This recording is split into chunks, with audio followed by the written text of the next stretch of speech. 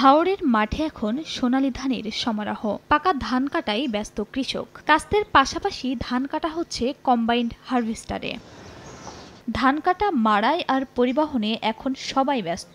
দেশের বিভিন্ন স্থান থেকে হাজারো শ্রমিক হাওরে এসেছেন ধান কাটতে।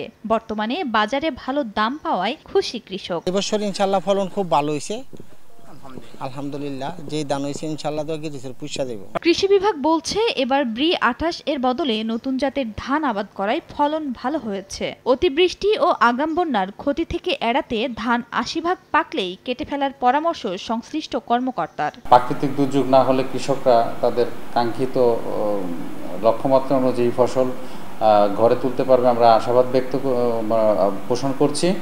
আমরা কৃষকদের পরামর্শ দিচ্ছি যে শতকরা 80 ভাগ ধান পেকে গেলে তারা যেন ধান কেটে ফেলে।